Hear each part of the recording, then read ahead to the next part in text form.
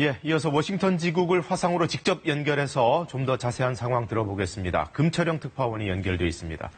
자, 시기적으로 볼 때 아주 비상한 시기에 한미 간의 논의가 이루어지는 것으로 보입니다. 어떤 의제들을 추측해 볼 수 있을까요? 네, 북한의 대남 도발로 한반도에 긴장이 조성되는 것은 대선 경륜에 있는 트럼프 행정부로서도 달갑지 않은 상황입니다.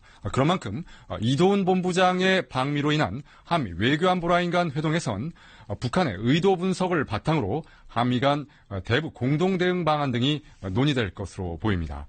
북한이 공동연락사무소 폭파 이후에 금강산이나 개성공단 지역에 군사 배치 등 추가적인 긴장고조 행위들을 예고하고 남북 군사합의를 무력화시키고 있는 만큼 이에 대한 대응도 논의될 것으로 예상이 됩니다.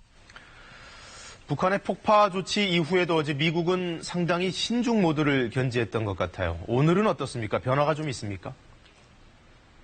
네, 북한의 공동연락사무소 폭파 이후에 미국은 북한에 대해 더 이상 비생산적인 행동을 하지 말라라는 경고성 메시지를 낸 바 있습니다. 하지만 언론의 질문에 답하는 형식을 취한 데다 도발 등의 표현은 사용하지 않았습니다. 일단 공동연락사무소 폭파 이후 북한이 어떤 행보를 보일지 상황의 추이를 더 지켜보겠다는 뜻으로 읽히는 대목입니다.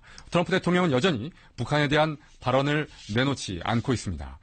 이도훈 본부장의 방미로 한미 간 정보 공유와 상황 분석이 좀 더 이루어진 뒤에 트럼프 대통령의 발언이 나올 가능성은 있습니다.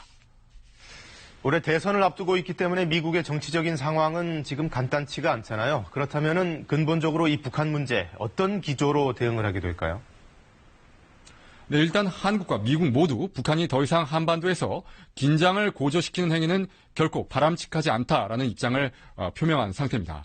대선을 앞둔 상황에서 북한과의 외교를 치적으로 내세웠던 트럼프 대통령으로서도 결코 달갑지 않은 상황이라 할 수 있는데요. 하지만 북한이 추가적인 조치까지 예고한 상태에서 미 조야에서도 강력한 대응을 주문하고 있는 상황이라고 할 수 있겠습니다. 대통령의 비판적인 언론들은 요란했던 트럼프 대통령의 외교가 결국 성과가 없었다는 것이 입증됐다라면서 대북 외교 정책 자체에 대한 비판적인 논조를 나타내고 있는 상황이라고 하겠습니다.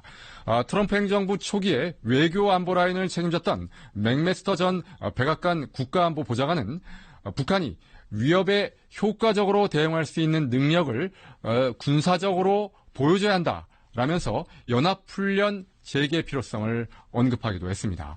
빈센트 브룩스 전 주한미군 사령관도 북한이 도를 넘었다는 것을 분명하게 알게 해야 한다면서 전략자산 전개와 한미 연합 군사훈련 재개가 필요하다는 입장을 공개적으로 밝히기도 했습니다. 이런 가운데 오늘 트럼프 대통령은 북한에 대한 기존의 경제 제재를 1년 더 연장한다는 방침을 의회에 통보했습니다.